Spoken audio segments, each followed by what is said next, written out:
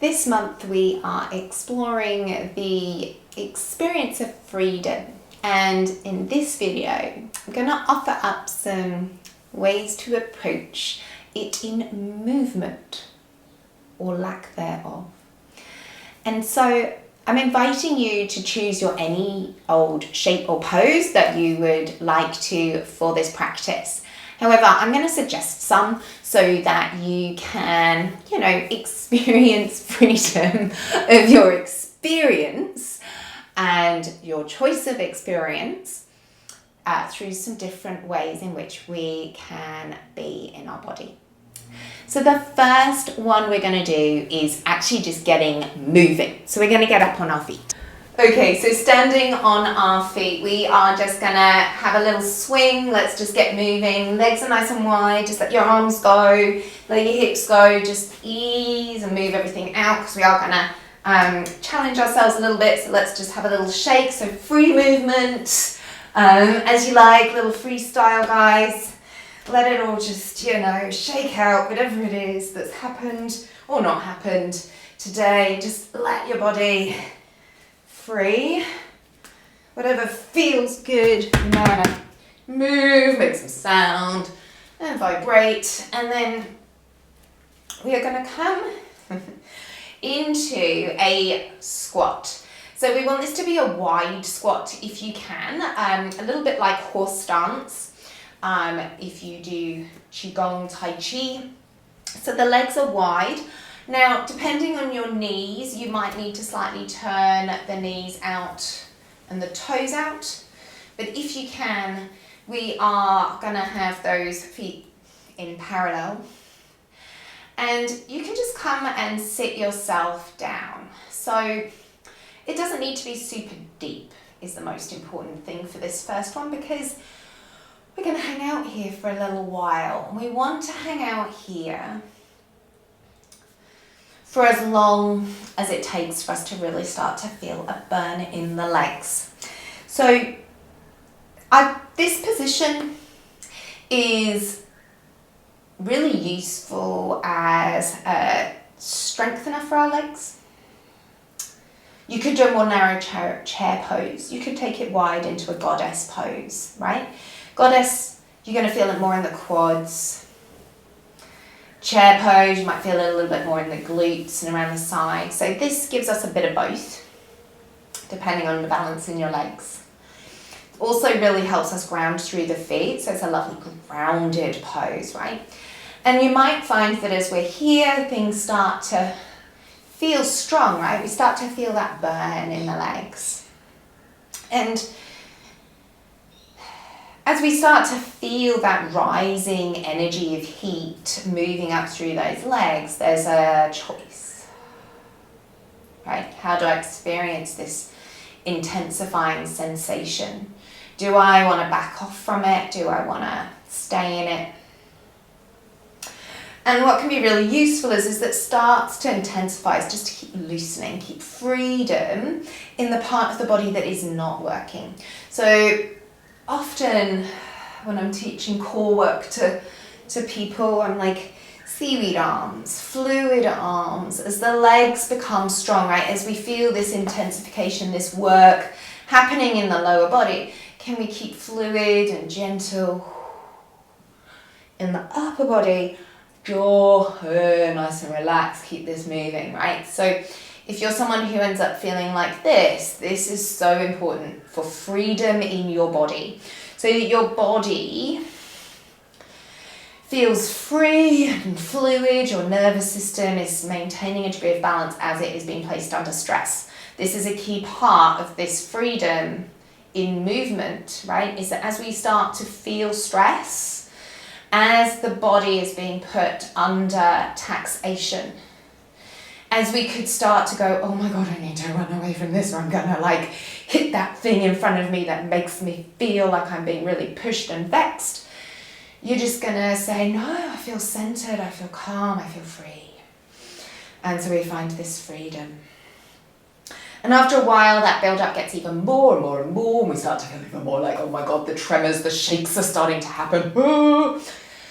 So we breathe. Now we come into our breathing. Belly full, belly ribs, This full centered breath.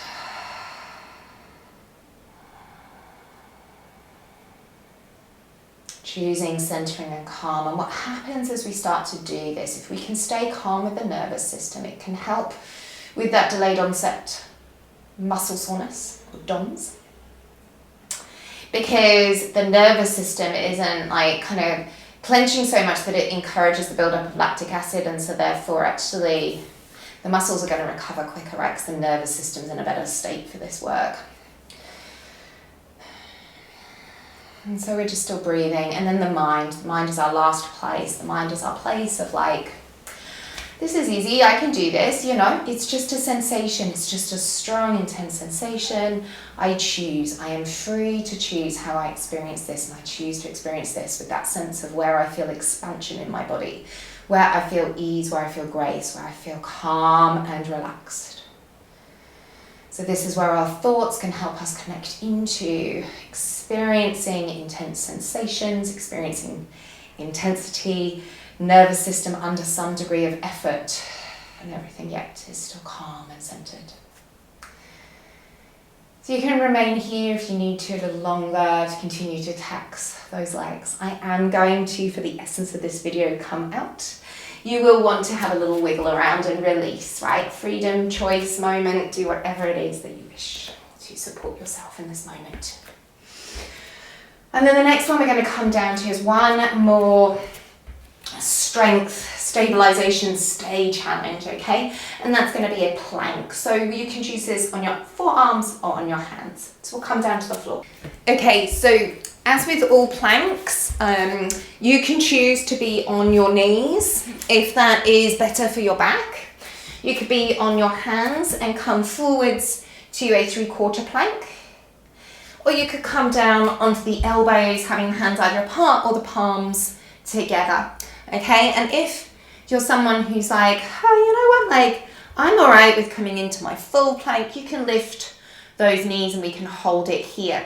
For the essence of friendliness on this video, I'm actually going to come down onto my knees. And again, we're going to be staying here for a few moments. Now,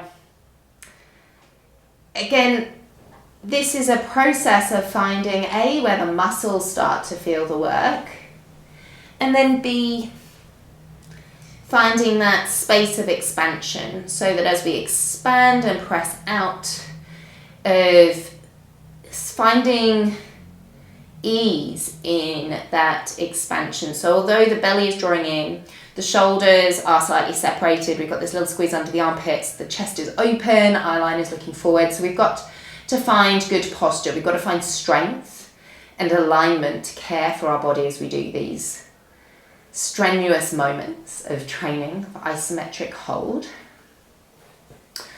But also within holding this now, as we feel the belly tire, we feel the shoulders tire, I find boredom strikes in a plank. So I might rock, I might do little things, but reality is that's boredom, right? And so we've got to stay steady in that boredom as well. So breathing into the back and sides of the ribs and feeling like there is something lifting your spine up and out of your body and up towards the sky.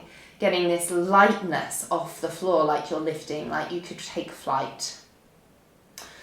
Maybe you could be like an arrow moving through the sky, thinking about the crown of your head shooting long. And again, it's coming back to breath, breathing light.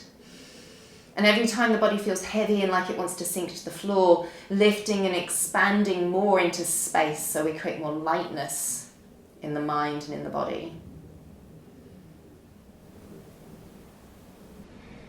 Breathing light through the spine, spine lifting to the sky.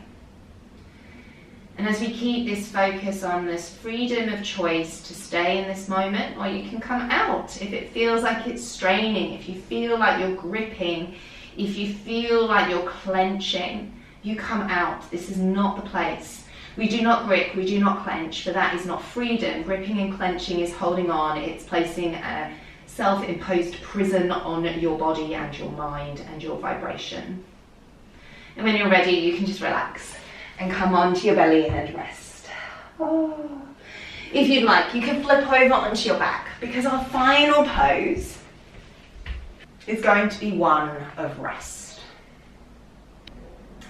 You could pop your bolster underneath your knees, and that's going to be kind to the low back.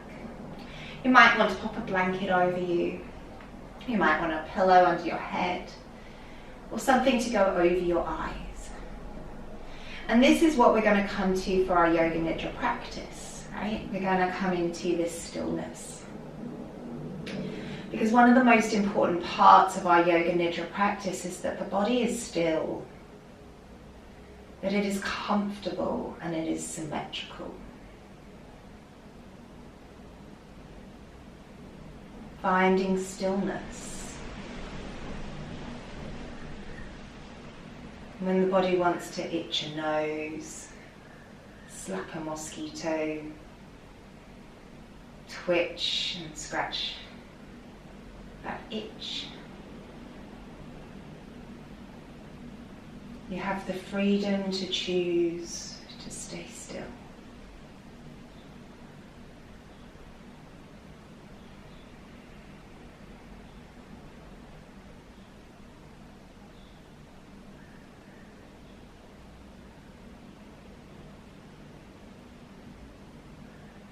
And similar to when we were holding intense moves, every time there is a desire to move, this time allow your body to sink a little deeper.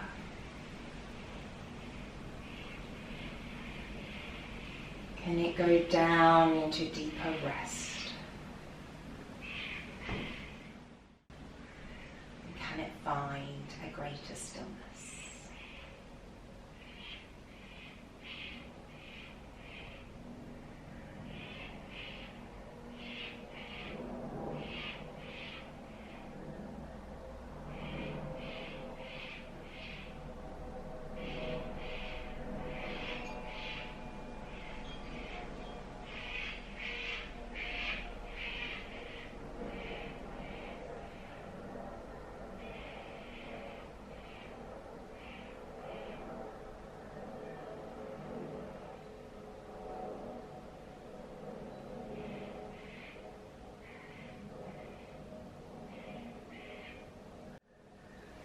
And when it's time for you to come out, maybe you have something you must go to do, you can gently move yourself consciously away from that stillness.